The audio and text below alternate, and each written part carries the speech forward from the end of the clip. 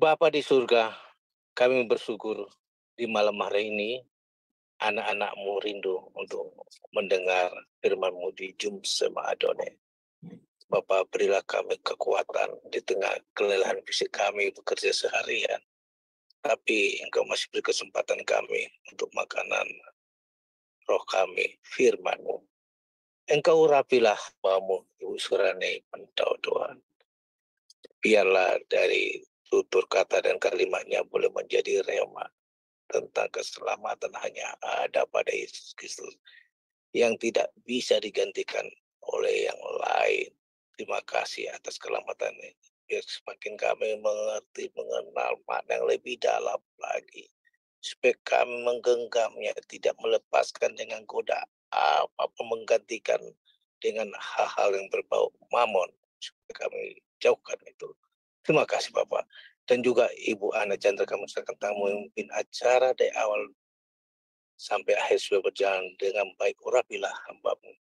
Dan juga yang memegang IT dan peralatan untuk terjadinya siaran YouTube ini juga Engkau berkati Bro Trinity, Bro Kode, dan saudara kami yang terlibat dalam Zoom ini dengan sukarela mau bekerja.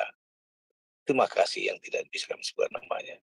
Segala kuasa kegelapan yang antikristus yang coba mencuri firman, mencuri, mengalihkan mana firman atau mengganggu apa yang ikat di dalam nama Tuhan Yesus Kristus. Terima kasih kemenangannya semua di dalam nama Tuhan Yesus Kristus kepada wujud sekalian. Amin. Pada kesempatan ini, Sema Adonai dengan bangga memperkenalkan pengajar kita, Ibu Suryani Watimena. Dan berikut adalah profil singkat dari beliau. Ibu Pendeta Dr. Suryani S. Watimena, MTH, lebih dikenal dengan nama Suryani Pantau. Lahir di Tanjung Uban, 11 Februari 1962. Beliau mengenyam pendidikan di SD Negeri 1, Tarempario, SMP Gideon, Jakarta Utara, SMA Negeri 13, Jakarta Utara, Sarjana Teologi, School for Advanced Studies, SAS, Word of Life, Philippines, Major Theology, Torpedo Bible School, Manila, Philippines, Major Missiology, Torpedo South Bible, Reverend Crest Chalet, ST Sport, Colorado, USA, STT Inalta, Magister Theology, STT IKAT, Pasca Sarjana, Doctoral Ministry, Konversi Proses to DDH. Pengalaman pelayanan. Pengurus Bendahara Pamukri, Persekutuan Pemuda Indonesia, Youth for Christ, mengajar sekolah minggu, pelayanan dari COCM dan Berita Hidup, mengajar Bible Study Muda-Mudi Indonesia, Makati, Filipina, mengajar Bible Study khusus ibu-ibu diploma Kedutaan Indonesia Makati, Filipina, penyiar radio Kristen FEBC, Far East Broadcasting Company International, pelayanan di Handicap Hospital, Colorado, pelayanan penginjilan keliling bersama tim Ambassador Internasional sebagai penterjemah dan pengkhotbah. Di hospice menjadi pendeta oleh Sinode Gereja Kristen Sahabat Indonesia (GKSI). Sekarang jadi GSI, Gereja Sahabat di Indonesia. Mengajar di STT Inalta Jakarta, mengajar di STT Duloh Cilacap Jakarta, bendahara yayasan STT Inalta, Gembala Sidang GSI Jemaat Shalom, Ketua Khusus Musik STT Jakarta Yamuger, pengurus BPH Sinode GSI, bendahara umum selama 2 tahun, misionari di Kalbar bersama suami, buka training center sahabat, mengajar di beberapa STT, BMW, Aras Tamar, Eklesia, Katulistiwa, pelayanan penginjilan radio, Landak Bermazmur, penginjilan keliling pedalaman Kalbar, buka jaringan doa wanita, Kabupaten Landak, Plasrek, JDW, Kalbar, balik pindah ke Jakarta, mentor JDW Pulau Kalimantan sampai sekarang, Sekretaris Umum Sinode GSI, Badan Pertimbangan Gembala Sidang GSI, Ukemene, Fasilitator Trainer My Home, anggota Badan Pertimbangan Sinode GS, Gembala Sidang GSI Sejauh, Wakil Gembala Gereja RCCG City of David, Jakarta, YouTuber anggota ASPI dengan nama channel Suryani Pantau. Dari Zoom SMA Adonai terus menyuarakan pengajaran firman Dari luar negeri, di mana saja Anda berada.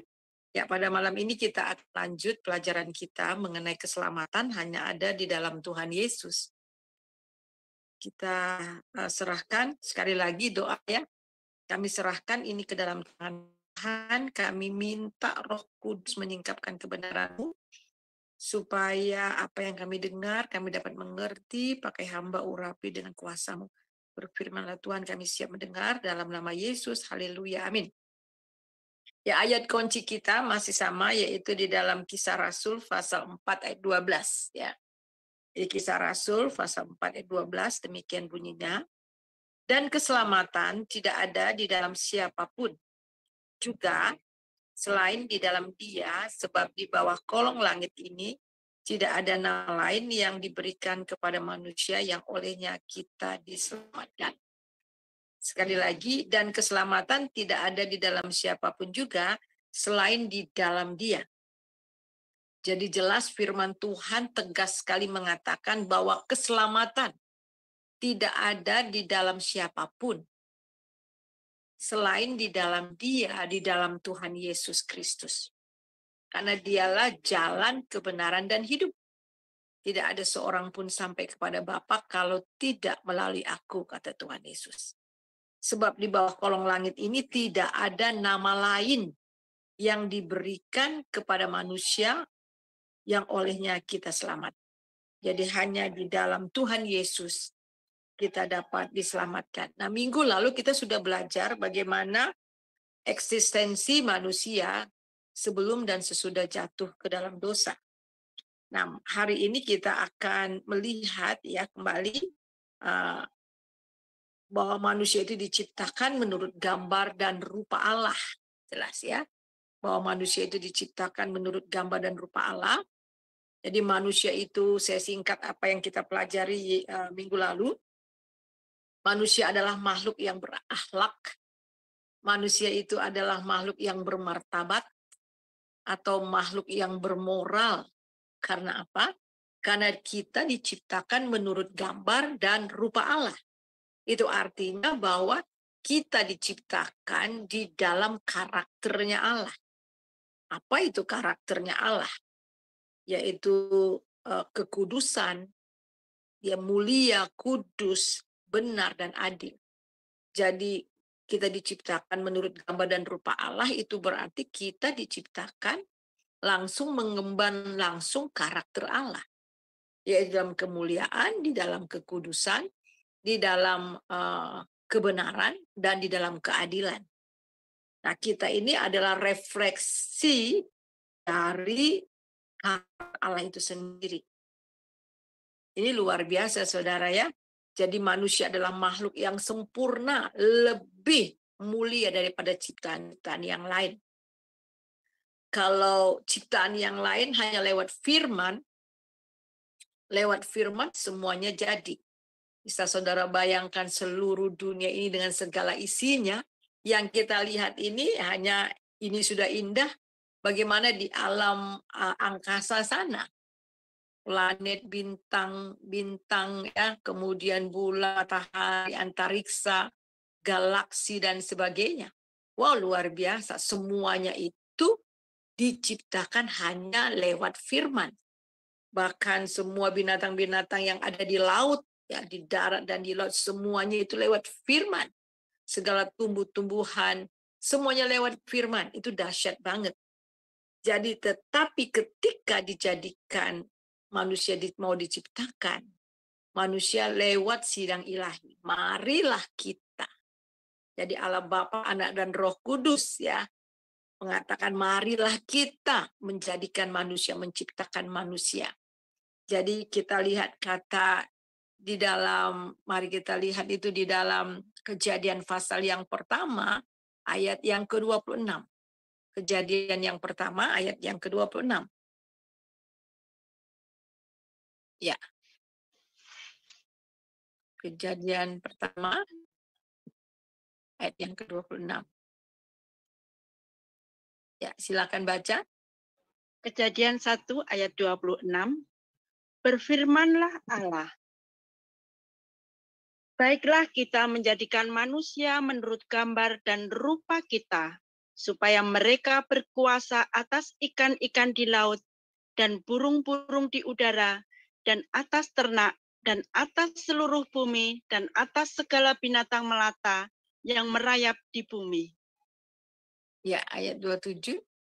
Maka Allah menciptakan manusia itu menurut gambarnya. Menurut gambar Allah diciptakannya dia, laki-laki dan perempuan diciptakannya mereka. Luar biasa. Jadi kita melihat di situ, saudara. Jadi benar-benar manusia ini diciptakan secara khusus dengan maksud yang khusus. Dengan tujuan yang khusus, yaitu untuk kemuliaan Allah. Nah, di dalam ayat yang ke-25b, setelah alam semesta selesai dan diciptakan, Allah berkata, Allah melihat bahwa semua itu baik. Namun ketika manusia sudah diciptakan, di dalam ayat 31, maka Allah melihat segala yang dijadikannya itu sungguh amat baik. Jadilah petang, jadilah pagi. Itulah hari yang ke-6. Jadi kalau semua ciptaan ini dengan segala apa yang ada di isinya, Tuhan katakan di situ semuanya baik. Tetapi ayat 31, sekali lagi kita coba baca, Bu. 31. Maka Allah melihat segala yang dijadikannya itu sungguh amat baik. Dan jadilah pagi, itulah hari ke-6. Ya, kita melihat di sini sungguh amat baik. Jadi kita melihat di sini bahwa kehadiran manusia di bumi semua menjadi komplit. Dan Tuhan memberi mandat untuk mengelola bumi dengan otoritas yang daripada Tuhan. Itu dapat kita baca di Kejadian 1 ayat 28. Ayat yang ke-28. Allah memberkati mereka, lalu Allah berfirman kepada mereka, beranak cuculah dan bertambah banyak, penuhilah bumi dan taklukkanlah itu, berkuasalah atas ikan-ikan di laut dan burung-burung di udara dan atas segala binatang yang merayap di bumi. Ya, ini luar biasa. Jadi kita bukan hanya diciptakan begitu sempurna, tetapi kita juga diberi otoritas untuk menaklukkan bumi, otoritas untuk memimpin. Nah, jadi kita lihat di sini, selain itu juga manusia diciptakan sebagai makhluk yang memiliki pribadi. Sama seperti Allah itu adalah pribadi. Nah, sebagai makhluk yang memiliki pribadi, kita memiliki jati diri. Kita memiliki pengenalan diri, kehendak diri, dan inilah hak azazinya manusia. Jadi sekali lagi, ini hak azazinya manusia. Jadi sebagai makhluk yang rasional dan berpribadi, karena dia itu makhluk yang berpribadi, ya kita lihat bukan hanya itu, manusia itu juga makhluk yang rasional, yang berpribadi. Kita memiliki pikiran, pertimbangan. Segala sesuatu yang kita lakukan, kita putuskan, itu sudah lewat pemikiran, sudah lewat pertimbangan demi pertimbangan. Jadi ketika mereka memutuskan untuk bertindak melakukan sesuatu, itu dilakukan secara sadar. Dan juga sudah lewat pertimbangan-pertimbangan. Jadi kita lihat manusia memiliki kehendak bebas. Oleh sebab itu minggu lalu kita sudah belajar. Ketika kita melihat ketika ular datang kepada Hawa, kita melihat di dalam Kejadian pasal yang ketiga. Ya. Kejadian pasal yang ketiga. Kita baca di dalam ayat yang ya. Tetapi ular itu berkata kepada perempuan itu, sekali-kali kamu tidak akan mati. Tetapi Allah mengetahui pada waktu kamu memakannya, matamu akan terbuka dan kamu akan menjadi seperti Allah. Tahu tentang yang baik dan yang jahat. Kita melihat ayat yang ke-6. perempuan itu melihat bahwa buah itu baik untuk dimakan. Nah, tadinya mungkin ya, bukan mungkin ya, kalau lewat pohon itu ya lewat-lewat saja, nggak ada tertarik. Akan tetapi sekarang ketika ular itu sudah katakan, kalau kamu makan buah itu, matamu akan terbuka dan kamu akan menjadi seperti Allah. Jadi kita lihat yang memotivasi daripada Hawa itu untuk makan. Manusia pertama itu makan buah itu karena ingin menjadi seperti Allah. Dan kita tahu bahwa Lucifer itu kenapa dia dibuang ke bumi, dan kemudian kita melihat di situ karena apa? Dia ingin menjadi seperti Allah. Nah itu, ingin menjadi seperti Allah. Oleh sebab itu juga dia menggoda manusia dengan hal yang sama. Nah, perempuan itu melihat bahwa buah baik dimakan. Jadi ketika dia lihat, itu sudah ada pertimbangan. Wah, ini buah ini baik sekali, sedap kelihatannya, lagi pula menarik hati dan memberi pengertian. Lalu dia mengambil buah itu. Jadi kita lihat ini prosesnya mungkin bukan 1 hari 2 hari, dan di sini tidak dikatakan berapa lama. Ini lewat pertimbangan demi pertimbangan. Jadi ketika manusia itu memakan buah itu, mereka makan buah itu dengan sadar. Karena ini sudah lewat pertimbangan demi pertimbangan. Mereka sadar apa yang mereka lakukan. Dan mereka sadar juga akan konsekuensinya dengan apa yang mereka lakukan. Jadi jelas bahwa disinilah kita melihat ya kehendak diri, kita melihat kesadaran diri mereka dan hak bebas mereka.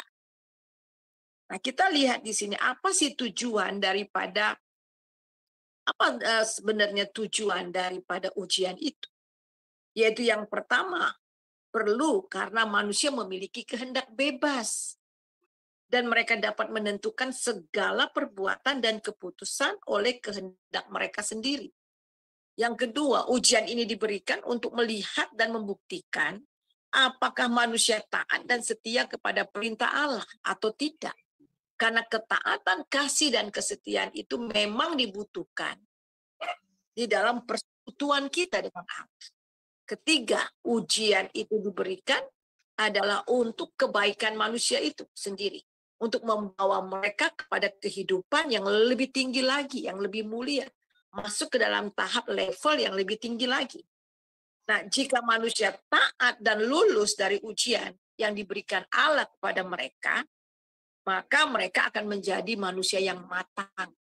Mereka akan menjadi manusia yang dewasa dalam kesucian kebenaran Allah. Dan juga akan berhasil atau menghasilkan keturunan yang benar di dalam Allah juga. Namun apabila mereka gagal dalam ujian ini, maka mereka juga akan menjadi dewasa dan matang. Tapi matang dalam dosa dan menghasilkan keturunan-keturunan yang berdosa pula. Minggu lalu kita sudah kupas bahwa di dalam Kejadian pasal 5, bahwa akhirnya keturunan Adam mengambil rupa daripada Adam itu sendiri. Itu berarti gambar dan rupa Allah menjadi rusak. Gambar diri manusia menjadi rusak, gambar Allah yang ada dalam diri manusia juga menjadi rusak oleh karena dosa. Jadi kita melihat di sini, dosa bukan hanya merenggut, ya, bukan hanya membuat manusia itu menjadi berdosa, tetapi telah merenggut juga kemuliaan Allah. Nah, mari kita akan melihat di sini firman Tuhan, pastilah ketika kamu makan buah itu pasti kamu mati. Itu di dalam Kejadian pasal 2 ayat yang ke-7. Dan banyak orang bilang buktinya Bu, dia nggak mati. Ini mati secara rohani. Coba baca Ibu Kejadian 2 ayat yang ke-16 dan 17. Kejadian 2 ayat 16-17. Lalu Tuhan Allah memberi perintah ini kepada manusia. Semua pohon dalam taman ini boleh kau makan buahnya dengan bebas. Tetapi pohon pengetahuan tentang yang baik dan yang jahat itu janganlah kau makan buahnya, sebab pada hari engkau memakannya, pastilah engkau mati. Kita lihat, pastilah engkau mati. Secara fisik memang pada saat itu belum mati, tetapi secara rohani, kematian ini adalah perpisahan dengan Allah. Jadi hubungan mereka yang tadinya dekat dengan Allah, kita ingat ketika manusia diciptakan, manusia dihembus dari debu tanah, badannya dibentuk oleh debu tanah, dan kemudian dihembusi nafas kehidupan, sehingga manusia itu menjadi makhluk hidup. Akan tetapi sekarang roh Allah ini meninggalkan roh kita. Ada keterpisahan. Inilah yang disebut mati secara rohani. Yesaya 59 ayat yang kedua. Silakan Bu. Yesaya 59 ayat 2. Yesaya 59 Ayat 2. ayat 2. Tetapi yang merupakan pemisah antara kamu dan Allahmu ialah segala kejahatanmu, dan yang membuat dia menyembunyikan diri terhadap kamu sehingga ia tidak mendengar ialah segala dosamu. Ya. Jadi kita melihat di sini tadinya hubungan Adam Hawa dengan Tuhan Allah, dengan Elohim itu begitu baik. Mereka sering bercakap-cakap dan Tuhan sering mengunjungi mereka, ya. Tetapi sekarang ketika mereka jatuh dalam dosa, mereka takut bertemu dengan Tuhan. Ada pemisah, dan dosalah yang membuat mereka terpisah dari Allah. Nah, ada 3 perpisahan yang mereka alami. Yang pertama, mereka terpisah dari Allah. Dan yang kedua, mereka terpisah dari diri mereka sendiri. Dan ketiga, terpisah dari orang lain. Nah, kita tahu ada satu lagi, manusia itu bukan hanya makhluk yang rasional, intelektual, moral, tetapi manusia itu juga makhluk yang sosial. Makhluk yang bergaul, makhluk yang membina hubungan.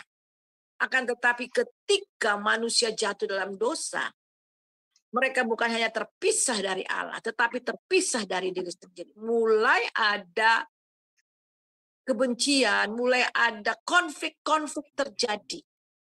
Nah, saudara, apa yang terjadi, saudara, dalam diri manusia? Jadi ketika manusia jatuh dalam dosa, kemuliaan Allah itu lenyap.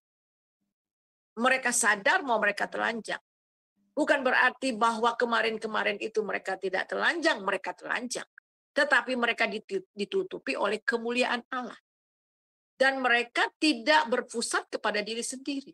Akan tetapi ketika mereka jatuh dalam dosa, kemuliaan Allah lenyap dari mereka. Mereka mulai berpusat pada diri sendiri. Mulai berpusat kepada ego diri sendiri. Karena ego inilah, karena berpusat pada diri sendiri inilah terjadi konflik-konflik. Jadi konflik pada diri sendiri, terjadi konflik kepada orang lain. Jadi sebenarnya bagi orang yang percaya, saudara, penghalang yang terbesar itu mengapa kita sulit untuk mengalami Tuhan. Mengapa kita sulit untuk merasakan hadirat Tuhan. Dan juga banyak konflik-konflik terjadi baik dalam diri kita maupun terhadap orang lain. Oleh karena apa? Semua itu berpusat dari ego kita. Jadi sebenarnya ketika iblis menawarkan kamu akan menjadi seperti Allah, itu adalah seperti racun. Racun pride-ness, yaitu racun kesombongan, keangkuhan.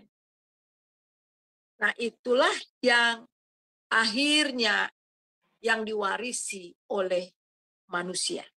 Nah, kita melihat di sini, kita melihat apa yang terjadi ketika manusia telah hilang hubungannya dengan Tuhan.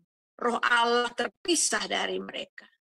Hadirat Allah absen dari kehidupan. Manusia absen dari hadirat Allah.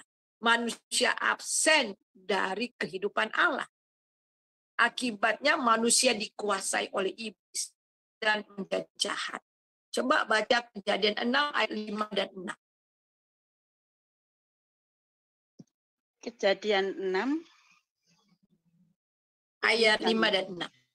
Ketika dilihat Tuhan bahwa kejahatan manusia besar di bumi dan bahwa segala kecenderungan hatinya selalu membuahkan kejahatan semata-mata, ayat 6, maka menyesallah Tuhan bahwa ia telah menjadikan manusia di bumi dan hal itu memilukan hatinya.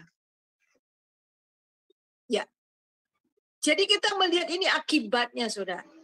Yang akibat karena ketidakhadiran Allah dalam kehidupan manusia. Manusia menjadi jahat.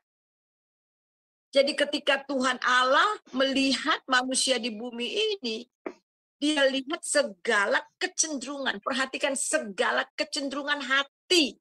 Mereka hanya membuahkan kejahatan semata-mata.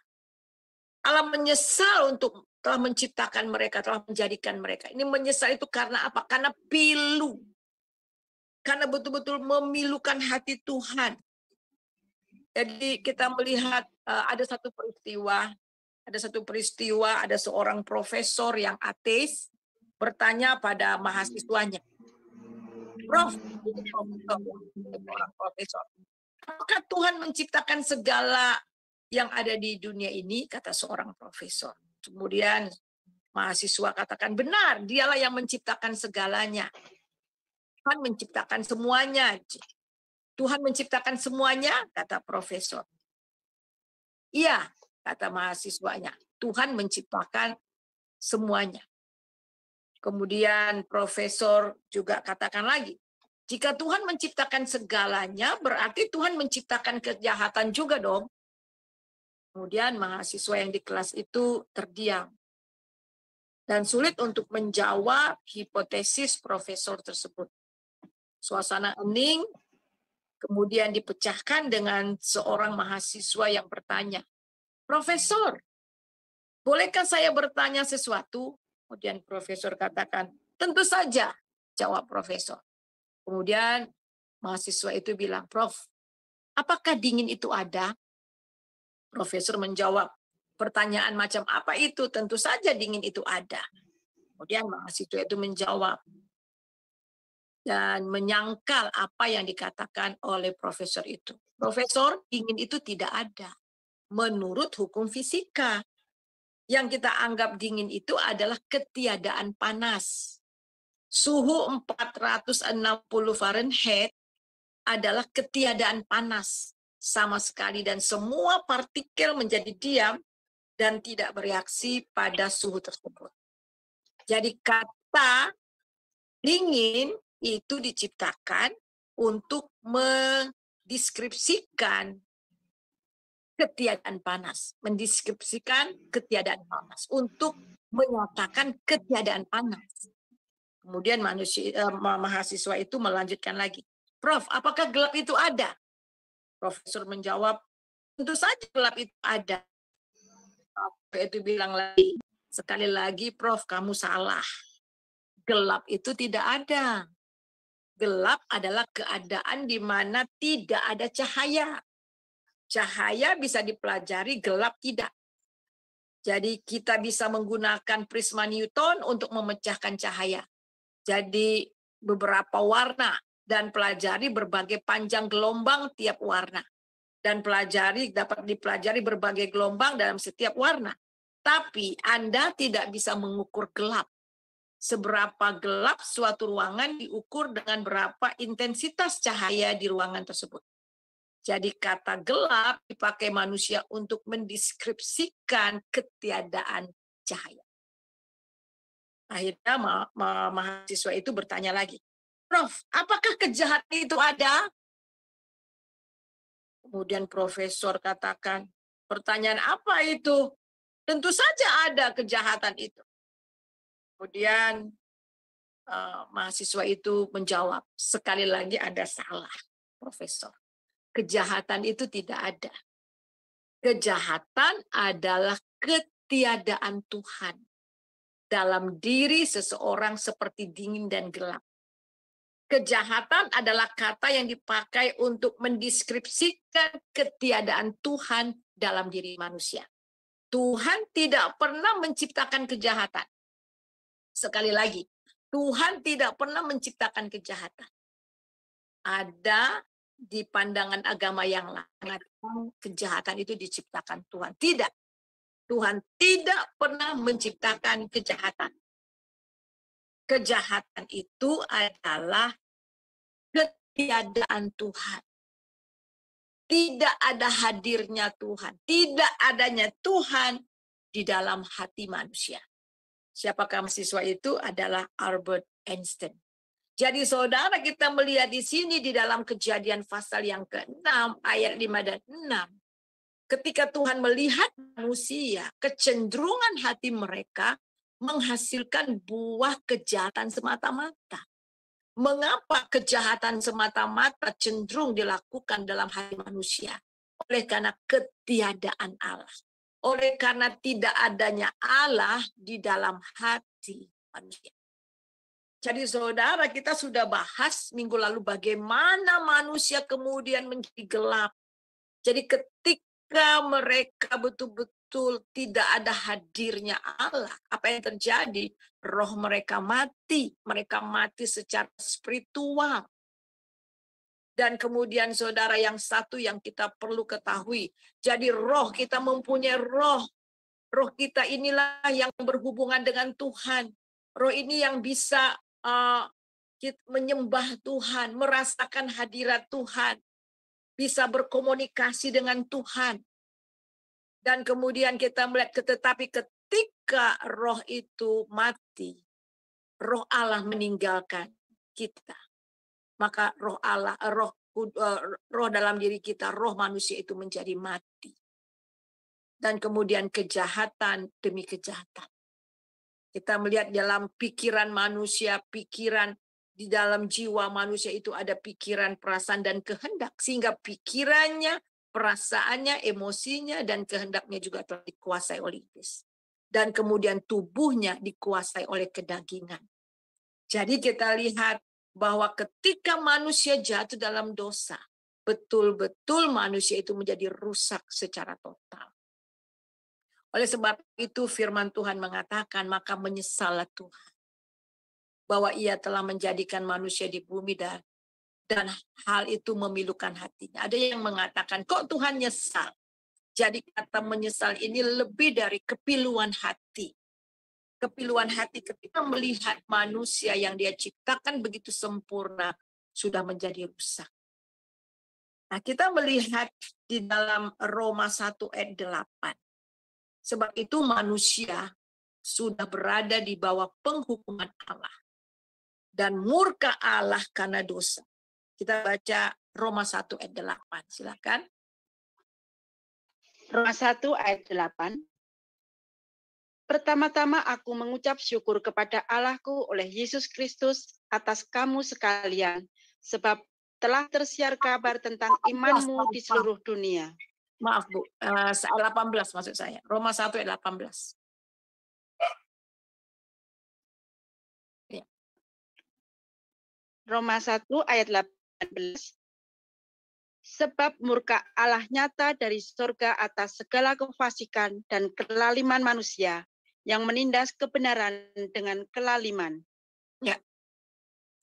Jadi murka Allah nyata dari surga atas segala kefasikan, kelaliman manusia yang menindas kebenaran dengan kelaliman. Pada waktu zaman dahulu, zaman Nuh, Tuhan langsung membinasakan. Tuhan langsung mengirim air bah. Dan juga peristiwa Sodom dan Gomora, api belerang. Tetapi zaman sekarang kita lihat bagaimana caranya Tuhan, murka Tuhan itu dinyatakan di dalam diri manusia. Kita melihat ini murka Allah nyata dari atas, dari segala kefasikan dan kelaliman manusia yang menindas kebenaran dengan kefasikan. Nah, kita melihat kata menindas yang terdapat dalam Roma 1 ayat 18 itu artinya menekan, meniadakan. Tadi kita sudah belajar bahwa ketika manusia itu diciptakan menurut gambar dan rupa Allah, Manusia itu diciptakan dalam kemuliaan, manusia itu diciptakan di dalam kebenaran, manusia itu diciptakan di dalam kekudusan dan keadilan. Akan tetapi sekarang, ketika manusia jatuh dalam dosa, mereka tahu kebenaran tetapi mereka menindasnya.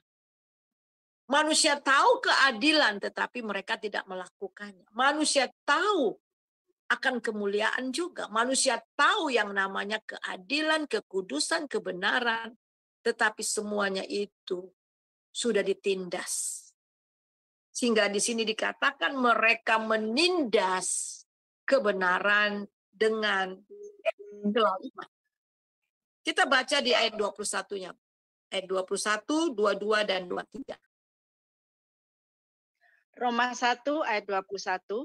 Sebab sekalipun mereka mengenal Allah, mereka tidak memuliakan Dia sebagai Allah atau mengucap syukur kepadanya. Sebaliknya, pikiran mereka menjadi sia-sia dan hati mereka yang bodoh menjadi gelap. Ya. Ayat 22. Ayat 22. Mereka berbuat seolah-olah mereka penuh hikmat, tetapi mereka telah menjadi bodoh. Ayat 23. Mereka menggantikan kemuliaan Allah yang tidak fana dengan gambaran yang mirip dengan manusia yang fana, burung-burung, binatang-binatang yang berkaki 4, atau binatang-binatang yang menjalar. Ya. Jadi kita melihat di sini ini keadaan manusia yang sudah benar-benar rusak, saudara. Jadi mereka mengenal Allah. Mereka tahu akan Allah. Nanti kita akan melihat bahwa walaupun manusia itu jatuh dalam dosa, sudah rusak, tetapi mereka masih punya hati nurani. Kesadaran akan Allah itu nggak hilang dari manusia. Tetapi kita melihat ini mereka tidak memuliakan Dia sebagai Allah untuk mengucap syukur. Sebaliknya pikiran mereka menjadi sia-sia. Mereka menjadi bodoh dan gelap. Dan kita melihat di sini mereka berbuat seolah-olah penuh hikmat, tetapi mereka bodoh. Dan mulai menggantikan kemuliaan Allah yang tidak fana dengan gambaran yang mirip dengan manusia yang fana, burung-burung, binatang berkaki 4, atau binatang-binatang yang menjalar. Nah, oleh sebab itu bagaimana caranya Tuhan murka atas mereka? Ayat 24, silakan. Karena itu Allah menyerahkan mereka kepada keinginan hati mereka akan kecemaran, sehingga mereka saling mencemarkan tubuh mereka. Ya, ini dia. Jadi saudara, kalau zaman dahulu ya dengan air bah, Tuhan sudah berjanji Dia tidak akan lagi membuat air bah dengan pelangi ya. Dan kemudian pernah juga dengan di Sodom dan Gomora itu dengan api belerang. Dan kemudian sekarang bagaimana caranya murka Allah itu dinyatakan? Dengan membiarkan mereka. Dengan menyerahkan mereka kepada kecemaran tubuh. Tapi kalau sudah sudah waktunya kecemaran itu, saudara, Tuhan murka. Apakah saat ini Tuhan tidak bisa juga murka dengan api? Bisa saja. Ya. Nah, kita melihat oleh sebab itu, saudara, manusia semakin hari semakin jahat. Nah, kita melihat ayat yang ke-25. Baca 25. Sebab mereka menggantikan kebenaran Allah dengan dusta dan memuja dan menyembah makhluk dengan melupakan penciptanya yang harus dipuji selama-lamanya. Amin. Ya. Kemudian kita melihat mereka menggantikan kebenaran Allah dengan dusta. Nah, oleh sebab itulah ayat 26 kita melihat lagi Tuhan menyerahkan mereka, ayat 26. Karena itu Allah menyerahkan mereka kepada hawa nafsu yang memalukan, sebab istri-istri mereka menggantikan persetubuhan yang wajar dengan yang tak wajar. Ya, kemudian ayat 27. Demikian juga suami-suami meninggalkan persetubuhan yang wajar dengan istri mereka dan menyala-nyala dalam birahi mereka seorang terhadap yang lain, sehingga mereka melakukan kemesuman laki-laki dengan laki-laki, dan karena itu mereka menerima dalam diri mereka balasan yang setimpal untuk kesesatan mereka. Ini kita melihat di sini, saudara, sudah zaman dahulu itu sudah ada Sodom dan Gomora. Kenapa sampai dibasmi oleh Tuhan dengan api belerang dari sorga. Oleh karena apa? Oleh karena LGBT ini. Ya, ini dosa, ini sehingga Tuhan menyerahkan mereka pada hawa nafsu yang memalukan. Kita melihat sekarang ini apa yang terjadi di dunia ini, saudara. Sepertinya banyak orang yang menerima, bahkan ada beberapa gereja di luar sana menerimanya, menikahi sejenis, laki-laki dengan laki-laki, perempuan dengan perempuan. Kok kelihatannya Tuhan diam saja gitu. Kenapa nggak langsung basmi mereka dengan api atau dengan apa gitu ya? Ternyata di sini Tuhan murka Allah, Tuhan tunjukkan justru Tuhan menyerahkan mereka kepada hawa nafsu. Hawa nafsu mereka yang menyala-nyala itu. Tetapi ketika pada akhirnya, saudara, murka Allah turun atas mereka dan tidak bisa ada pun yang dapat mengelak atas murka Allah ini. Nah, mereka melihat di sini juga di dalam ayat yang ke-28. Dan karena mereka tidak merasa untuk mengakui Allah, maka Allah menyerahkan mereka kepada pikiran-pikiran yang terkutuk, sehingga mereka melakukan apa yang tidak pantas. Ayat 29, penuh dengan rupa-rupa kelaliman, kejahatan, keserakahan, dan kebusukan, penuh dengan dengki, pembunuhan, perselisihan, tipu muslihat, dan kefasikan. Ayat 30, mereka adalah pengumpat, pemfitnah, pembenci Allah, kurang ajar, congkak, sombong, pandai dalam kejahatan, tidak taat kepada orang tua, ayat 31, tidak berakal, tidak setia, tidak penyayang, tidak mengenal belas kasihan. 32, Bu. Sebab walaupun mereka mengetahui tuntutan-tuntutan hukum Allah, yaitu bahwa setiap orang yang melakukan hal-hal demikian patut dihukum mati, mereka bukan saja melakukannya sendiri, tetapi mereka juga setuju dengan mereka yang melakukannya. Nah, kita melihat di sini betul-betul manusia itu sudah rusak gambar dirinya. Benar-benar rusak gambar diri mereka rusak.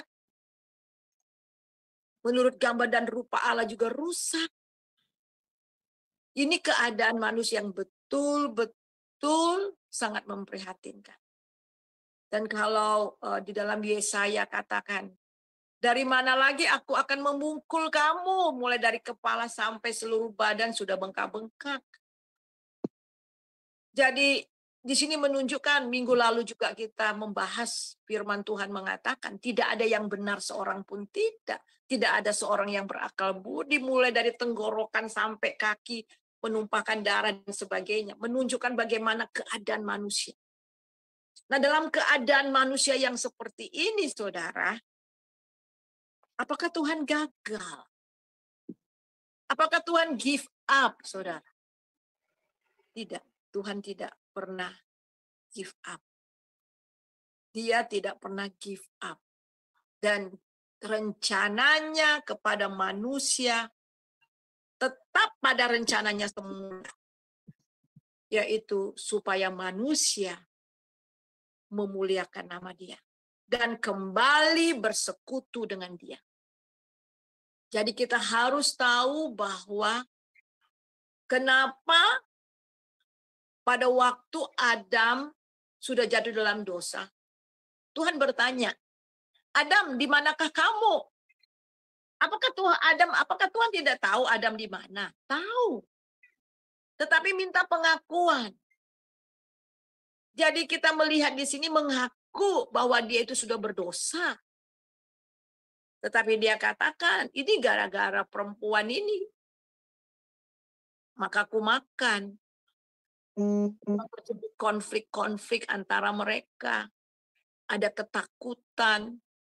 Dan kita melihat di sini, saudara, bahwa hubungan yang tadi harmonis sekali dengan Tuhan, dengan sesama sudah mulai tidak ada lagi. Anak daripada Adam, yaitu kita lihat Kain, kemudian membunuh adiknya Habel, dan seterusnya. Tetapi sekali lagi Allah tidak pernah. Kenapa, saudara? Karena kita berasal dari Allah. Ada mahasiswa saya bilang gini di kelas, Bu, kenapa nggak basmi aja semua? Itu manusia kita terus Tuhan ciptakan yang baru. Dijadikan manusia yang baru lagi, Adam yang baru lagi. Nggak bisa, saudara. Ingat, manusia itu makhluk kekal. Manusia itu makhluk kekal karena apa? Ada roh Allah di dalam rohnya manusia. Ada roh itu tidak dapat binasa. Roh dan jiwa ini tidak dapat binasa, saudara. Manusia itu mempunyai dua kehidupan. Kehidupan rohani dan jasmani. Tubuh ini kembali kepada debu, tetapi roh dan jiwanya, saudara, itu kekal. Dan itu tidak bisa dibinasakan begitu saja. Kalau binatang, ketika mati, udah nggak ada lagi kehidupan. Tetapi manusia ada kehidupan. Sebab itu manusia tidak bisa dibasmi begitu aja kemudian diciptakan yang baru, nggak bisa. Karena rohnya, jiwanya akan kembali kepada Allah.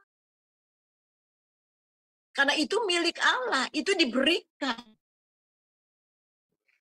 Ruah itu, ya, kehidupan itu diberikan Tuhan, itu berasal daripada Tuhan dan akan kembali kepada Tuhan. Nah, untuk mengembalikan roh manusia, jiwa manusia yang sudah rusak total ini, nggak bisa dengan upaya manusia. Sebab itulah Dia sendiri yang harus datang ke dunia. Wah, dahsyat banget, saudara. Ini kasih Allah. Orang yang sudah mati, usaha apapun tetap nggak bisa. Ketika orang di ruang ICU pakai alat semua ya untuk jantungnya supaya, tetapi itu hanya alat. Tetapi setelah dilepas apapun, kalau sudah mati apapun usaha manusia untuk menghidupi orang yang mati nggak bisa. Nah, demikian juga secara rohani, saudara. Yang namanya orang mati secara rohani nggak bisa diusahakan dengan apapun dalam usaha manusia. Harus ada kehidupan itu kembali. Kehidupan itu diberikan kembali, dihidupkan kembali. Dan itu hanya dapat dikerjakan oleh Allah sendiri. Oleh sebab itulah firman itu akhirnya datang untuk menjadi manusia. Nah, kita lihat di sini, saudara.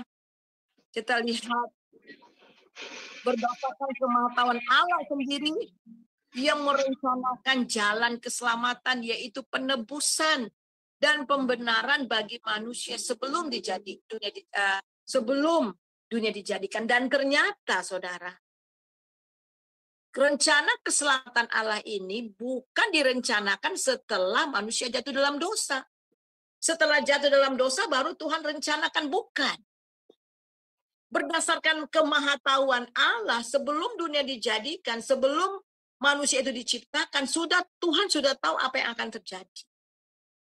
Dan Tuhan tahu juga, kemarin saya tanya, apakah manusia berpotensi untuk lulus? Punya potensi sekali. Karena dia diciptakan menurut gambar dan rupa Allah, punya potensi, tetapi kehendak hebatnya melawan Tuhan. Nah, jauh sebelum manusia diciptakan, Allah sudah merancangkan akan karya keselamatan.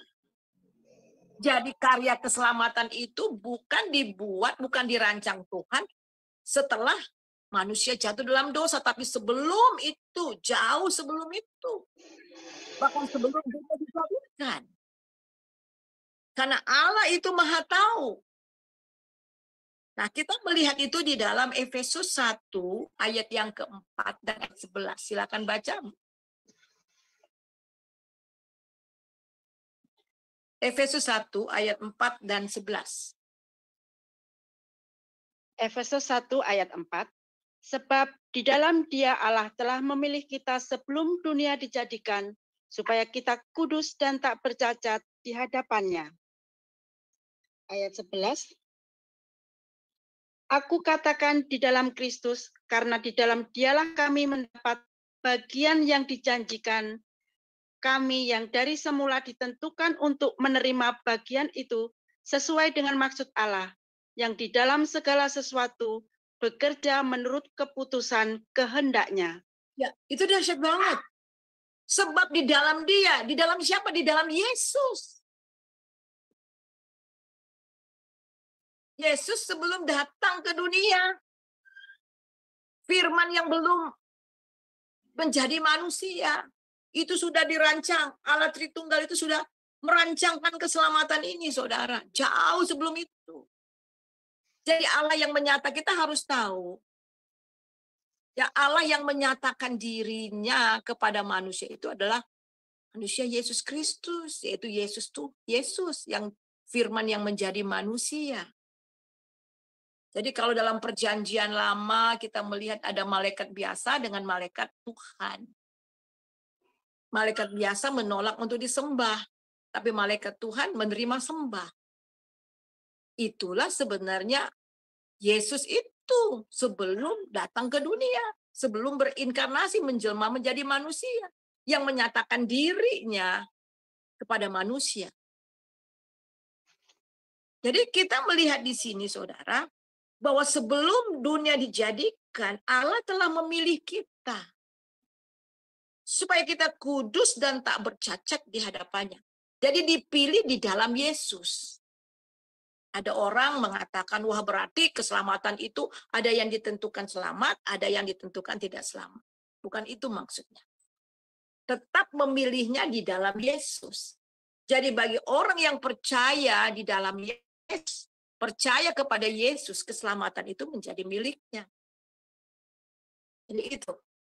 Nah, kita melihat di sini bahwa supaya kudus dan tak bercacat di hadapannya. Aku katakan di dalam Kristus, sekali lagi di dalam Kristus.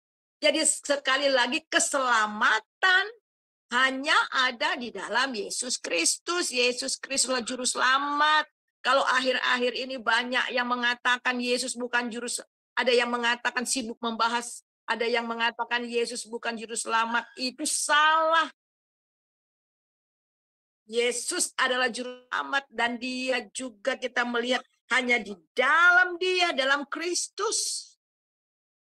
Dan di dalam Dialah kami mendapat bagian yang dijanjikan. Hanya dalam Yesus. Kami yang dari semula ditentukan untuk menerima bagian itu sesuai dengan maksud Allah. Di dalam segala sesuatu bekerja menurut keputusan kehendak. Ini dahsyat saudara. Jadi rencana Allah.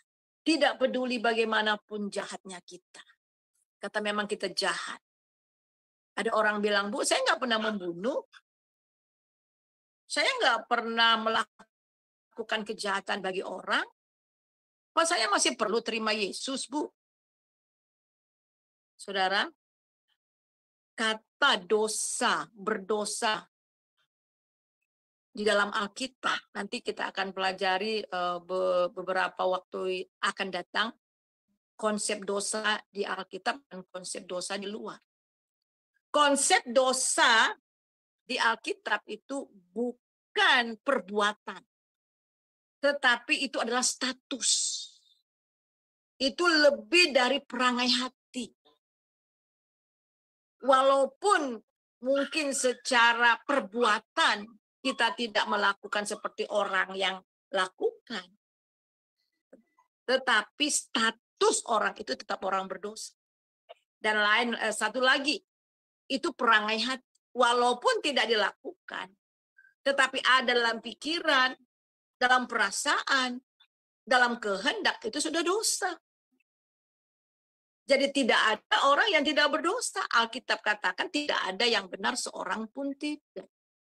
Oleh sebab itu semua orang membutuhkan Yesus. Teman saya datang membesuk tantenya. Tantenya ini orang Kristen juga, tetapi ya Kristen begitu. Ya, jadi keponakannya datang, kemudian ajak berdoa, ajak untuk terima Yesus. Wah, bagaimana saya mau terima Yesus? Katanya saya orang baik kok. Saya nggak melakukan, saya suka kasih sedekah. Saya rajin ke gereja, ya. Saya lakukan banyak hal. Masa saya harus terima Yesus juga? Nah ini, jadi saudara lihat, kata Paulus, kita dibenarkan bukan berdasarkan kebenaran kita, tapi berdasarkan kebenaran Allah. Amin. Amin. Amin ya. Jadi kita lihat di sini bahwa rencana Allah itu, keselamatan itu jauh sebelum dunia dijadikan sudah ada di dalam pikiran Allah. Sebab itu di dalam segala sesuatu bekerja menurut apa? Keputusan kehendaknya.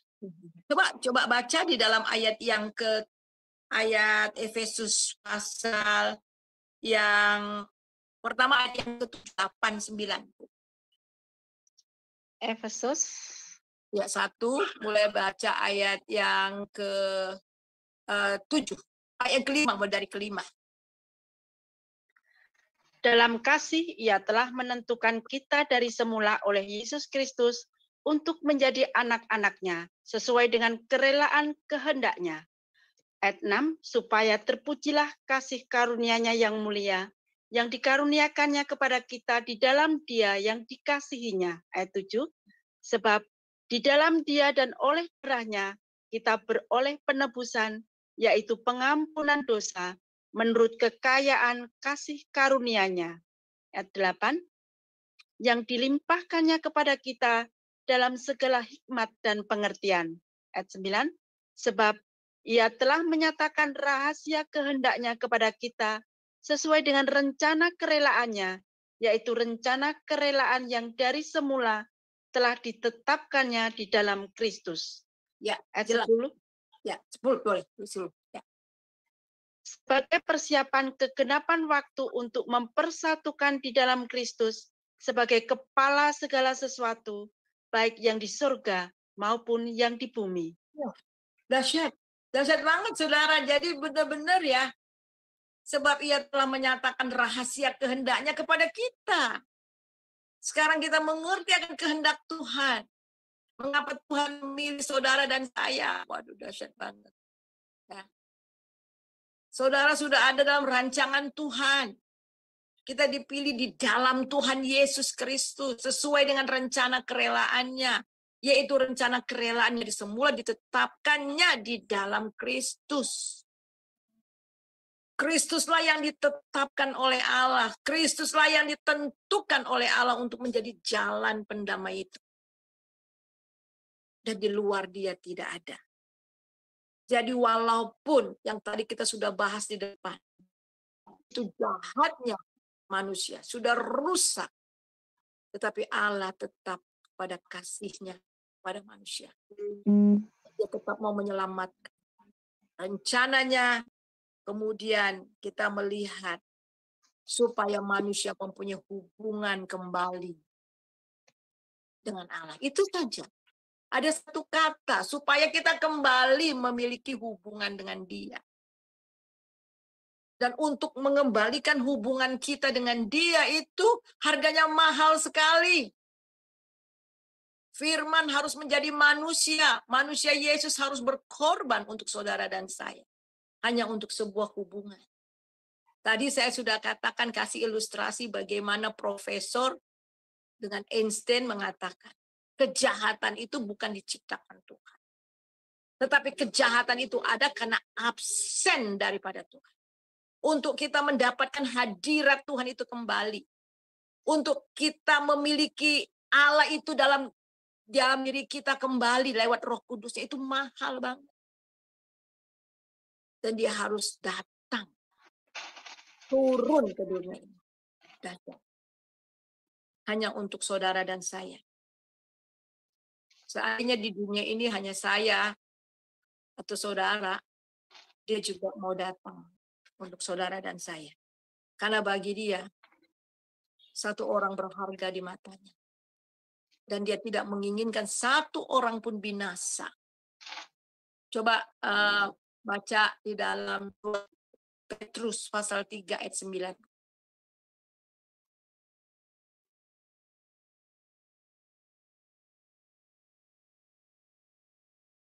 2 Petrus 2 Petrus 2 Petrus 3 ayat 9. Ya, itu dia. 2 Petrus 3 ayat 9. Tuhan tidak lalai menepati janjinya, sekalipun ada orang yang menganggapnya sebagai kelalaian.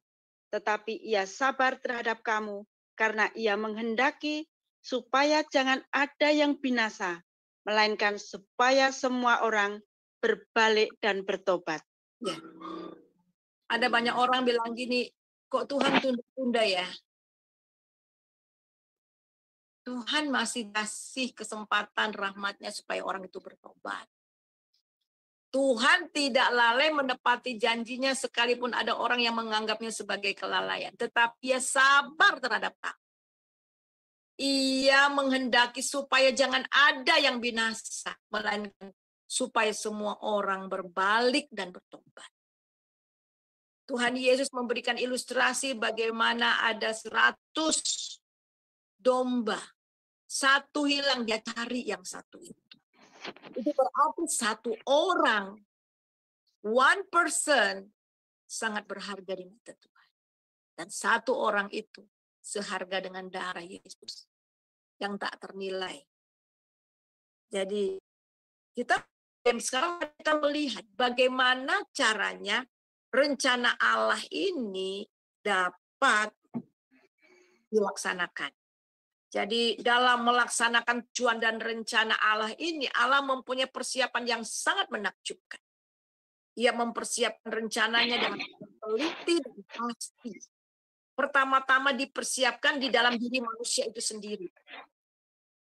Ia menyatakan rencana penebusan keselamatan itu kepada dunia pertama lewat manusia itu sendiri.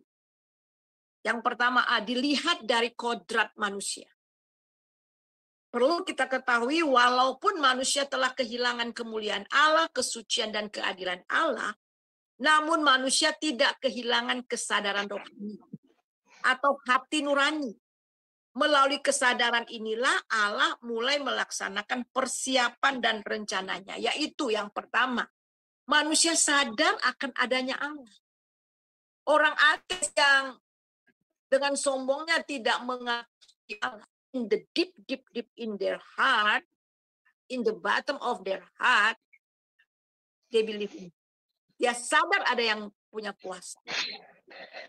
Dia sadar ada Sang Maha Kuasa, tetapi karena kesombongan mereka yang seperti tadi kita baca tadi di dalam Roma pasal yang pertama, tidak ada yang bisa berdalih. Hati nurani itu ada, tetapi mereka menyangkal kebenaran dengan dusta.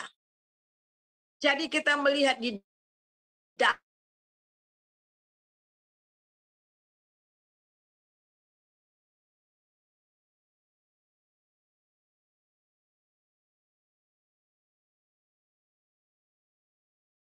Roma 1 ayat 19.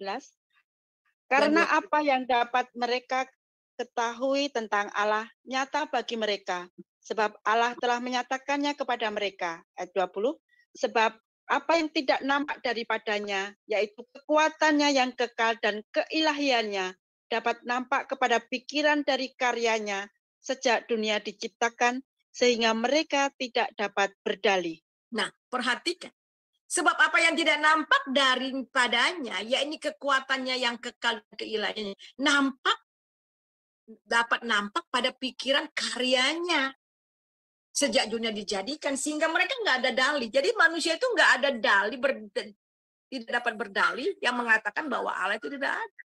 Jadi lewat karya penciptaannya, bila kulihat bintang gemerlapan, ya, dan bunyi guru riuh terdengar. Nah, coba kalau saudara baca nyanyi itu dengan sungguh-sungguh, apa yang terjadi? Ini hati terangkat. Maka jiwaku pun memujimu, ya, dari hati. Pernah nggak saudara ketika pergi ke suatu tempat yang luar biasa dahsyat indahnya, hati saudara langsung ke Tuhan. Wow, dahsyat Tuhan itu. Wow, luar biasa Tuhan pencipta alam semesta. Hati kita langsung ke Sang Pencipta. ke Tuhan yang menciptakan karyanya. Nah, Tuhan mulai dari situ, mulai dari hati. Satu ketika saya pernah baca buku kesaksian bagaimana orang-orang bertobat. Jadi ini di satu desa di Rusia itu ateis, tidak mengenal Tuhan. Nah, ada seorang bapak dan ibu, dia sudah tua, kakek nenek, tapi mereka itu bikin patung dari pahatan. Mereka bikin patung pahatan. Tiba-tiba mereka bilang gini, si kakek bilang gini, dia bilang, Nek, ini patung ada karena ada yang ciptain, yang menciptakan kita. Lalu siapa yang menciptakan jari kita? Lalu siapa yang menciptakan hidung kita ya? Siapa yang menciptakan kaki kita ya? Ini kisah nyata ya, yang ditulis, yang sudah lama sekali saya baca itu. Siapa yang menciptakan ya? Ya siapa ya? Akhirnya mereka sudah mulai, terus akhirnya mereka mulai berdoa dengan seadanya. Kepada kamu kami datang,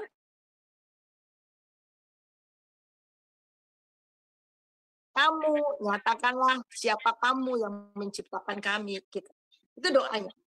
Jadi satu ketika datang misionari lewat di depan rumahnya, kemudian mampir, dikasih minum, dan akhirnya diinjili, terima Yesus. Jadi saudara, itu dari hati. Berdasarkan kasih karunia Tuhan. Karunia Tuhan itu bekerja dengan menggiring kita. Jadi kita itu diselamatkan karena kasih karunia. Jadi karena kasih karunia Tuhan itu menggiring kita dengan bermacam-macam persoalan, dengan bermacam-macam cara, menggiring kita sampai kepada titik ketemu kita ketemu dengan Dia. Sampai pada titik kita mengambil satu keputusan untuk menerima Dia, mengenal Dia. Itu dahsyat. Jadi itu dimulai dari hati. Coba kalau saudara lihat kesaksian-kesaksian yang kita dengar di YouTube dan sebagainya, bagaimana Tuhan menggiring mereka dengan bermacam-macam persoalan, dengan keadaan, berdasarkan kasih karunia, sampai kepada titik mereka di mana mereka ketemu dengan Tuhan. Nah, Tuhan merencanakan keselamatan mulai dari diri manusia itu, yang sadar akan adanya Allah. Dan kemudian yang kedua, dalam diri manusia itu sadar akan adanya dosa. Jadi semua orang sadar akan adanya dosa. Ketika kita berhadapan dengan Tuhan, kita langsung tahu bahwa kita orang berdosa. Petrus ketemu Yesus, kemudian pergilah engkau daripadaku karena aku orang berdosa, aku tidak layak. Banyak kisah-kisah bagaimana Nabi dan anak-anak Tuhan yang berjumpa dengan Elohim, dengan Yahweh, kita lihat. Mereka sadar bahwa mereka orang berdosa, nggak layak. Kata Musa, siapa aku? Mau berbicara, aku enggak layak. Jadi kita melihat di sini bahwa kesadaran akan dosa ini diukir oleh Tuhan di dalam hati kita. Jadi kemudian kita melihat lagi, itu dinyatakan di dalam Alkitab. Jadi dari diri kita sendiri, yang kemudian yang ke B, tujuan dan rencana Allah ini dinyatakan di dalam Alkitab. Yang pertama, minggu lalu juga kita sudah sudah baca juga ayat ini. Pas ketika manusia jatuh dalam dosa, dia langsung memproklamirkan akan rencana itu. Ini adalah pro evangelio. Itu artinya itu adalah penginjilan yang awal. Itu adalah Kejadian 3 ayat yang ke-15. Silahkan baca. Kejadian 3 ayat 16. Firman-Nya kepada perempuan itu, susah payahmu waktu mengandung akan kubuat sangat banyak. Dengan kesakitan engkau akan melahirkan anakmu. Ayat 15, Bu. Kejadian 3 ayat 15. Aku akan mengadakan permusuhan antara engkau dan perempuan ini, antara keturunanmu dan keturunannya. Keturunannya akan meremukkan kepalamu, dan engkau akan meremukkan tumitnya. Ya, jadi kita melihat di sini, saudara, bahwa aku akan mengadakan permusuhan antara engkau, antara ular dengan perempuan. Keturunanmu dengan keturunannya, keturunan perempuan. Kata keturunan di sini diterjemahkan atau dalam bahasa Ibraninya zera, yaitu bentuk tunggal, benih perempuan. Jadi ada keturunan perempuan dari benih perempuan, tidak dicampur dengan sperma laki-laki, bukan lewat perkawinan, tetapi benih perempuan. Lalu kita sudah bahas, dan itulah Yesus. Seorang anak akan diberikan kepada kita. Jadi itulah Yesus, saudara. Jadi kita lihat di sini, dan bagaimana Tuhan Yesus itu akhirnya dapat meremukkan kepala si iblis. Jadi jelas bahwa Sang Firman itu, Yesus itu adalah Sang Firman itu, menjadi manusia. Coba kita baca di dalam Yohanes 1 ayat yang pertama. Yohanes 1 ayat 1 dan kemudian sampai ayat yang keempat dan kemudian baca ayat yang ke-14. Yohanes 1 ayat 1. Pada mulanya adalah firman. Firman itu bersama-sama dengan Allah dan firman itu adalah Allah. Ayat 2. Ia pada mulanya bersama-sama dengan Allah. Ayat 3. Segala sesuatu dijadikan oleh Dia dan tanpa Dia tidak ada suatu pun yang telah jadi dari segala yang telah dijadikan. Ayat 4. Dalam Dia ada hidup dan hidup itu adalah terang manusia. Tadi awal-awal minggu lalu saya sudah terangkan bagaimana Allah itu menciptakan, Elohim itu menciptakan. Jadi segala sesuatu diciptakan oleh Dia, oleh Yesus. Tanpa Yesus tidak ada segala sesuatu yang dijadikan. Di dalam Tuhan Yesus ada hidup dan hidup itulah terang manusia. Ayat 14. Silakan 14. Firman itu telah menjadi manusia dan diam di antara kita, dan kita telah melihat kemuliaannya, yaitu kemuliaan yang di Tunggal Bapa, penuh kasih karunia dan kebenaran. Kalau di dalam bahasa Inggris itu word become flesh. Jadi daging. Di sini pakai manusia, dalam bahasa Inggris pakai daging. Ya, firman itu menjadi daging, diam di antara kita. Jadi Allah yang kita sembah di dalam Tuhan Yesus itu adalah Allah yang diam dalam kita. Dia itu Allah yang kita sembah, Allah Abraham, Ishak dan Yakub itu bukan Allah dan nun jauh di sana tidak terjangkau. Dia tinggal di singgasana, tetapi dia juga tinggal dengan kita. Ada orang bilang, kalau Allah turun, berarti kondong-kondong di sorga. Enggak seperti itu ya.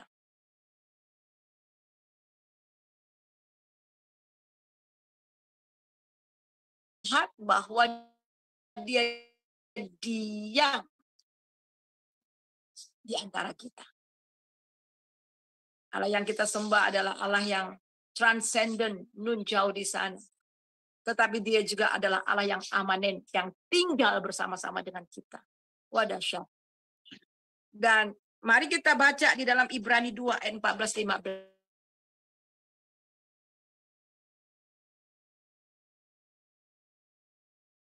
Karena anak-anak itu adalah anak-anak dari darah dan daging, maka ia juga menjadi sama dengan mereka dan mendapat bagian dalam keadaan mereka, supaya oleh kematian ia memusnahkan dia, yaitu iblis yang berkuasa atas maut. Ayat 15, dan supaya dengan jalan demikian ia membebaskan mereka yang seumur hidupnya berada dalam perhambaan oleh karena takutnya kepada maut. Ya. Jadi kita melihat di sini karena kita ini anak-anak adalah anak-anak dari darah dan daging. Maka ia juga menjadi sama dengan mereka, menjadi sama seperti kita. Dan mendapat bagian dalam keadaan kita. Dia mengambil rupa seorang manusia. Dia mengambil rupa daging, menjadi daging sama seperti kita. Supaya oleh kematiannya, ia memusnahkan dia. Kenapa Yesus harus menjadi daging? Supaya dia bisa mati. Supaya dia bisa mati untuk menebus dosa kita. Ya, di dalam daging Yesus. Justru lewat daging Tuhan Yesus. Dia menggenapi hukum Taurat. Hukum Taurat yang nggak mungkin kita digenapi di dalam Tuhan Yesus, dalam daging Yesus. Supaya kita tidak lagi hidup oleh daging, tetapi oleh roh. Itu dalam Roma 8 ayat 3 dan 4. Jadi dia harus menjadi daging, karena kita ini darah dan daging, dia harus menjadi sama dengan kita. Supaya apa? Lewat kematiannya, dia memusnahkan dia, yaitu iblis yang berkuasa atas maut. Jadi bagaimana supaya kepala si ular itu, sengat maut itu, dapat dihancurkan lewat salib, lewat kematiannya di atas kayu salib. Supaya dia dapat membebaskan kita dari, kita lihat, dari maut, ketakutan atas maut. Jadi demi menyelamatkan manusia, dia harus datang menumpahkan darah. Kita baca bagaimana Kejadian 3 ayat yang ke-15. Kemudian kita baca juga di dalam Kejadian 3:21. Silakan. Kejadian 3 ayat 21. Kejadian 3 ayat 21. Dan Tuhan Allah membuat pakaian dari kulit binatang untuk manusia dan untuk istrinya itu, lalu mengenakannya kepada mereka. Ya, jadi kita melihat di sini, jadi bagaimana usaha daripada Adam untuk menutupi kemaluannya dengan menutupi daun-daun, ya. Tetapi Tuhan mengambil daun-daun itu dan menyembelih seekor binatang. Itu arti diambil kulitnya. Itu ada penumpahan darah. Di sini kita lihat sifat Allah yang mengambil inisiatif. Dosa Adam adalah dosa pertama dalam seluruh Alkitab. Tetapi kematian Adam bukan kematian yang pertama. Karena ada makhluk lain yang telah mati untuk makhluk ini bukan mati karena tua, tetapi Allah sendiri yang menyembelihnya. Demi menyelamatkan manusia harus ada penumpahan darah dan pengorbanan. Allah menyembelih makhluk-makhluk ciptaannya dan melalui kematian itu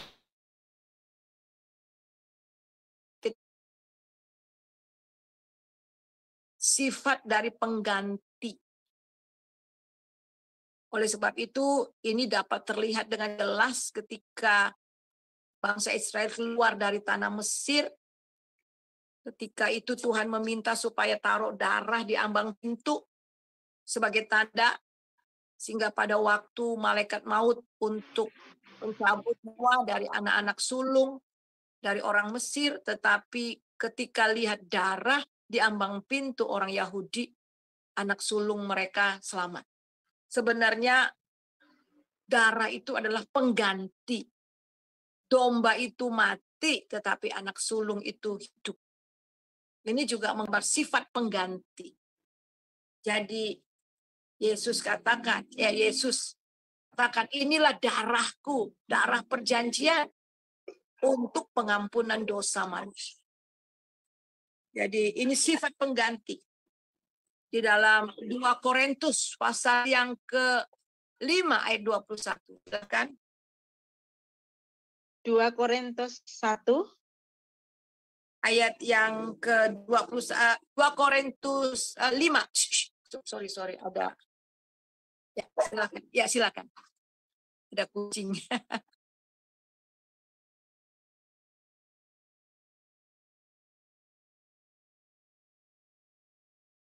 Dia yang tidak mengenal dosa telah dibuatnya menjadi dosa karena kita, supaya dalam Dia kita dibenarkan oleh Allah. Ini luar biasa ya. Jadi ketika disalib, ketika kita percaya Yesus, mengaku dosa-dosa kita bertobat mengaku dosa kita. Semua karya keselamatan Tuhan Yesus menjadi bagian kita. Kita sampai di sini, nanti kita sambung lagi ya. Nah, kita sambung lagi. Jadi hari ini kita melihat rencana Allah dalam keselamatan ditinjau dari manusia itu sendiri, kodrat manusia itu sendiri, dan lewat Alkitab. Nanti kita akan bahas minggu depan tentang dilihat dari hukum Taurat, ya, rencana bagaimana lambang-lambang rencana keselamatan itu disosialisasikan dalam kitab Taurat. Bagaimana keselamatan itu harus prinsip-prinsip korban darah. Keselamatan itu dinyatakan di dalam hukum Taurat. Ya. Jadi yang terakhir, mari kita baca di dalam 1 Petrus 1 ayat 18 dan 19. Setelah itu kita masuk di dalam tanya jawab ya. 1 Petrus 1 ayat 18 dan 19. Sebab kamu tahu bahwa kamu telah ditebus dari cara hidupmu yang sia-sia, yang kamu warisi dari nenek moyangmu itu. Nenek moyangmu itu bukan dengan barang yang fana, bukan pula dengan perak atau emas. Ayat 19, melainkan dengan darah yang mahal, yaitu darah Kristus yang sama seperti darah anak domba yang tidak bernoda dan tidak bercacat. Ya, amin. Jadi jelas ya, kamu tahu bahwa kamu telah ditebus dari cara hidupmu yang sia-sia. Kamu warisi dari nenek moyangmu itu bukan dengan barang yang fana, bukan pula dengan perak dan emas, melainkan dengan darah yang mahal, yaitu darah Kristus yang sama seperti darah anak domba yang tak bercacat dan yang tak bercacat, bernoda dan tak bercacat. Itu jelas. Dari pelajaran kita pada malam ini jelas bahwa tanpa Yesus tidak ada keselamatan. Dialah sang juru selamat umat Allah. Terima kasih Tuhan untuk firman-Mu. Ada sesi yang kedua, part yang kedua mengenai keselamatan hanya ada dalam Tuhan Yesus. Biarlah dari part 1 and part 2 kami belajar bahwa tanpa Yesus tidak akan ada keselamatan. Tanpa Engkau datang menjumpai kami, mau mati bagi kami, maka kami semuanya akan binasa. Sebab itu kami bersyukur dan bersyukur. Karena kasih-Mu yang luar biasa, Engkau rela menyerahkan nyawa-Mu bagi kami. Dan darah-Mu tercurah di atas Kalvari untuk penebusan kami. Sebab itu biarlah keselamatan yang kami terima dalam Tuhan Yesus itu harganya mahal. Supaya kami hidup menghargai akan apa yang telah kami terima di dalam Engkau. Tolong kami tetap di dalam Engkau ya Tuhan. Terima kasih, di dalam nama Yesus kami berdoa. Haleluya. Amin. Kemudian kita lihat lagi. Kenapa kok bisa ya orang yang sudah belajar Alkitab, kemudian sudah bahkan melayani kok murtad? Ya orang Farisi banyak. Mereka belajar Alkitab, mereka tahu Taurat, tapi mereka menolak Tuhan. Jadi baru hanya knowledge, tapi tidak punya hubungan dengan Tuhan. Jadi sebenarnya mereka itu belum lahir baru sebenarnya. Belum lahir baru, belum mengalami kelahiran baru yang mengalami Tuhan sungguh-sungguh dalam kehidupan mereka. Nah ini. Oleh sebab itulah ketika ada pencobaan-pencobaan, ada masalah, mereka kecewa dan akhirnya meninggalkan Tuhan. Kalau mereka mempunyai hubungan yang bergaul dekat dengan Tuhan, dan mereka sudah mengalami kelahiran baru, dan mereka bertumbuh dalam Tuhan, apapun yang terjadi dalam kehidupan mereka, enggak bakalan mereka tinggalkan Tuhan.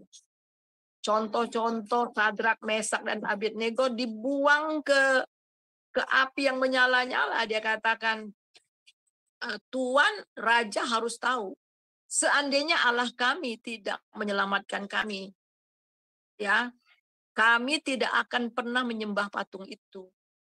Ya, jadi kita lihat itu.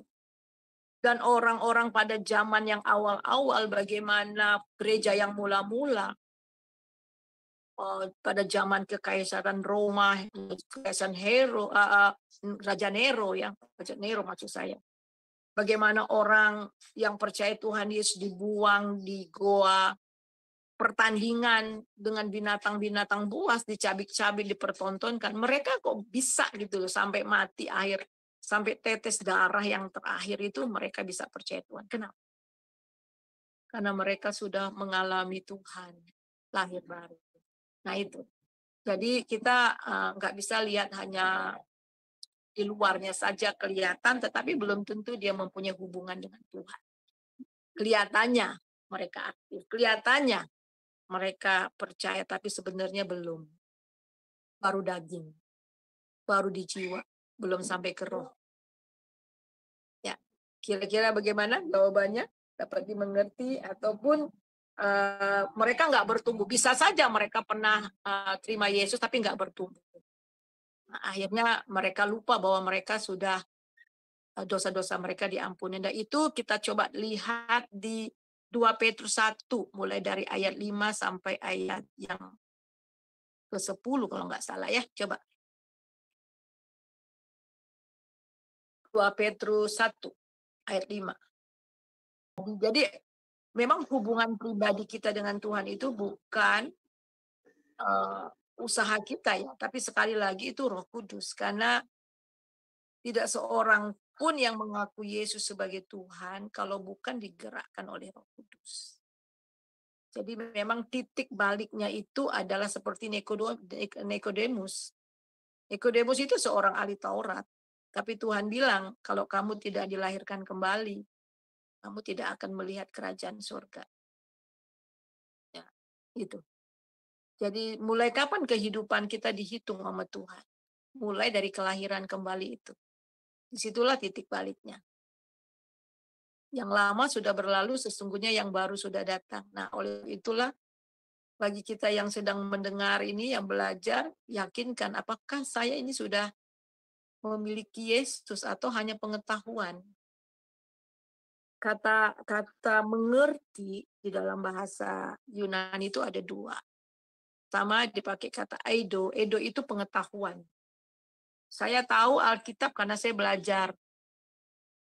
Saya tahu rumus-rumusnya apa. Nah itu eido. Tetapi kata yang dipakai oleh Tuhan Yesus itu ginosko. Ada kata lain ginosko.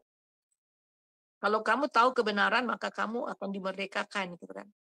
Nah, ginosko itu bukan hanya sekedar tahu, tetapi mengalami. Ketika kita mendengar firman Tuhan, kita imani, kita percaya. Iman itu timbul dari pendengaran akan firman Tuhan. Dan akhirnya kita imani, kita percayai, kita betul-betul mengalami perjumpaan secara pribadi dengan Kristus, menjadikan dia Tuhan dan Juru Selamat dalam hidup kita, dan mengalami dia. Dan kemudian kita mengenal dia itu justru dari kita mengalami. Kita dengar firman Tuhan, kita percaya, kemudian kita lakukan. Ketika kita lakukan, kita alami. Ketika kita alami, pengenalan kita bertambah lagi, terus-menerus. Nah, biarlah kita semuanya sampai kepada ginosko, bukan eido. Ya. Gitu ya. Ya, Bu Pendeta. Terima kasih, Tuhan berkati. Terima kasih Ibu host. Ya, baik. Terima kasih. Bro Kodek gimana? Sudah jelas atau masih mau bertanya lagi? Ya, silakan kalau mau bertanya. Ya. Ya, Bu. Ya, baik. Terima kasih. Selanjutnya. Jadi orang Kristen itu harus bisa ada kutip ya, nggak bisa lihat dari luarnya aja ya. Iya. Tapi buahnya ya, silakan. Iya. Baik, ini Ibu masih ada satu lagi ya yang mau bertanya. Silakan Ibu Aling. Ya, shalom, selamat malam. Ya. Shalom. Suryani, Ibu Ana. Ibu, yang saya mau tanyakan adalah ketika orang itu belum lahir baru, yaitu dia belum mengalami sinosto dengan Tuhan, apakah Roh Kudus sudah mendiami orang itu? Ketika itu. Ya, Belum. terima kasih Bu Suryani. Belum, masih bekerja ya, tapi belum. Kita coba baca dalam Efesus 1 ayat 13, 12, 13, 14. Coba. Ya.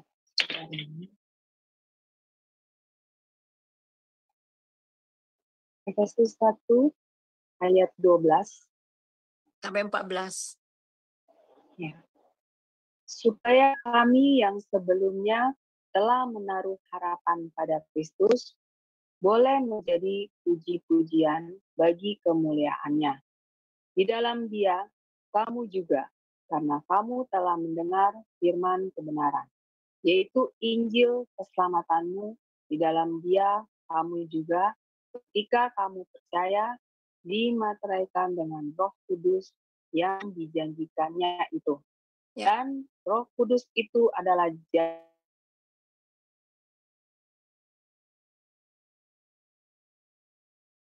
jarusan yang menjadikan kita milik Allah untuk memuji kemuliaannya. Amin. Ya. Jadi syarat untuk menerima Tuhan Yesus, syarat untuk menerima Roh Kudus, terima Yesus.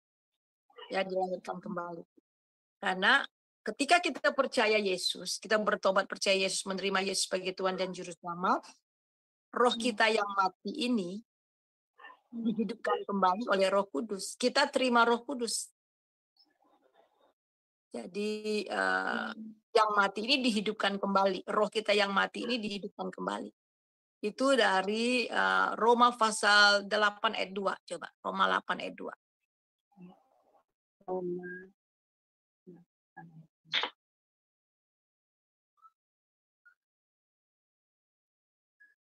Ya. Roh yang memberi hidup telah memerdekakan kamu dalam Kristus dari hukum dosa dan hukum maut. Ya, roh itu yang memberi hidup. Jadi tadi awal saya katakan bahwa ketika kita manusia di dalam dosa, roh Allah meninggalkan roh manusia. Tidak ada roh Allah di dalam roh manusia. Itulah yang mengakibatkan kematian rohani. Tapi ketika kita percaya, kita bertobat, terima Yesus, mengalami kelahiran kembali, roh kita yang mati itu dihidupkan kembali dengan hadirnya Roh Kudus di dalam hati kita. Dan kemudian kata dimateraikan itu artinya kita sah menjadi anak Allah. Jadi Roh Kudus itu yang kita terima, itulah yang memberi hidup. Jadi yang mati secara rohani dihidupkan kembali. Dan kita bukan hanya dihidupkan kembali, tetapi memerdekakan kita di dalam Kristus dari hukum dosa dan hukum maut. Jadi hukum dosa tadi dan hukum maut itu kita dimerdekakan. Nah, coba baca lagi di dalam ayat 14, Roma 8, ayat 14, 15, 16. Semua orang yang dipimpin Roh Allah adalah anak Allah. Sebab kamu tidak menerima roh perbudakan yang membuat kamu menjadi takut lagi. Tetapi kamu telah menerima roh yang menjadikan kamu anak Allah. Oleh roh itu kita berseru, ya Aba, ya Bapa. Roh itu bersaksi bersama-sama dengan roh kita bahwa kita adalah anak-anak Allah. Ya. Jadi semua orang yang dipimpin oleh roh Allah adalah anak-anak Allah. Jadi kita tidak menerima roh perbudakan yang membuat kita menjadi takut lagi. Tetapi telah menerima roh yang menjadikan kamu anak Allah. Oleh roh itu kita berseru, ya Aba, ya Bapa. Roh itu besar bersaksi dengan roh kita, roh Suryani, roh Aling, roh Ana, bahwa kita ini adalah anak-anak Allah. Jadi ini ada persekutuan. Jadi ketika roh Allah tinggal dalam diri kita, maka Roh Kudus dengan roh kita ini bersekutu. Kita oleh sebab itulah firman Tuhan katakan kita menyembah Dia dalam roh dan dalam kebenaran. Jadi bagi mereka yang belum percaya sama Tuhan Yesus, ya belum ada Roh Kudus tinggal dalam diri mereka. Tetapi bukan berarti Roh Kudus tidak bisa bekerja di dalam lewat hati nurani mereka. Tetapi tadi kan saya sudah katakan bagaimana rencana keselamatan itu bisa Tuhan pakai lewat kodrat ilahi. Yang pertama, manusia itu sadar akan adanya Allah, dan kemudian manusia sadar akan dosa. Dan kesadaran inilah terdapat di dalam hati nurani. Cuman hati nurani manusia itu udah tumpul, gitu. Walaupun sadar, tahu kebenaran tapi nggak sanggup melakukan kebenaran, tahu keadilan tapi nggak sanggup. Nah, itu sudah tumpul karena dosa. Nah, Roh Kudus justru menggiring orang itu sampai kepada pertobatan lewat kondisi manusia, lewat kondisi kesadaran hati nurani ini, sampai pada titik Roh Kudus terus menggiring mereka sampai pada titik akhirnya mereka sebagai Tuhan dan Juru Selamat. Ya. Kira-kira ini ya Bu. Kira-kira itu jawabannya ya, Ibu Aling ya. Berarti Bu, setelah mereka lahir baru ya Bu, baru Roh Kudus mendiami diri mereka ya. Seperti itu ya, Ibu, pengertiannya. Ya. Baik, terima kasih Bu Suryani untuk penjelasannya. Tuhan berkati. Ya. Baik, terima Roh kasih. Kudus, maaf, saya mau kasih ayat lagi satu yang Roh Kudus. Iya. Silakan Ibu. Ya, coba baca di dalam Yohanes 16 ayat 14. Yohanes 16 ayat 14. Yohanes 16 ayat 14.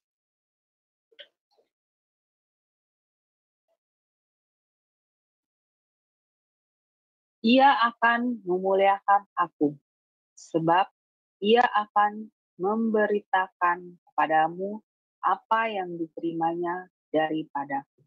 Amin. Ya, mulai dari ayat yang ke-13.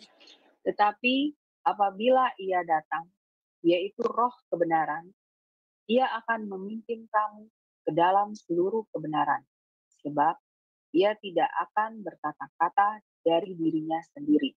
Tetapi segala sesuatu yang didengarnya itulah yang akan dikatakannya, dan ia akan memberitakan kepadamu hal-hal yang akan datang.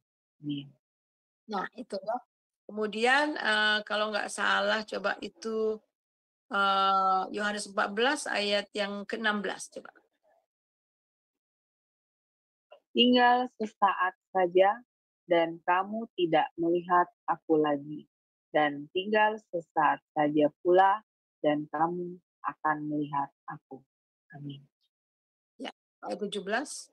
Mendengar itu, beberapa dari muridnya berkata seorang kepada yang lain, apakah artinya ia berkata kepada kita, tinggal sesaat saja dan kamu tidak melihat aku, dan tinggal sesaat saja pula dan kamu akan melihat aku, dan aku pergi kepada Bapa? Maka kata mereka, apakah artinya ia berkata, tinggal sesaat saja? Kita tidak tahu apa maksudnya. Yesus tahu Kemudian bahwa mereka hendak menanyakan sesuatu kepadanya. Lalu ia berkata kepada mereka, adakah kamu membicarakan seseorang dengan yang lain? Apa yang kukatakan? ya, ini kita melihat di sini bahwa Tuhan Yesus akan pergi kepada Bapa dan kemudian Roh Kudus, ya, Roh Kudus diutus ya. Jadi Roh penghibur. Nah, kita melihat di dalam karya keselamatan ini Allah Tritunggal bekerja. Jadi Allah Bapa merencanakan keselamatan, menyediakan keselamatan. Kemudian Tuhan Yesus membayar harga dengan darahnya. Dan setelah mengadakan pengorbanan keselamatan bagi umat manusia, Tuhan Yesus naik ke surga. Dan setelah Tuhan Yesus naik ke surga, Roh Kudus tinggal di dalam kita. Jadi Roh Kudus, saya lupa ini ayatnya ayat berapa ya, yang mengatakan aku akan mengirimkan Roh penghibur dan dia akan tinggal di dalam kamu selama-lamanya.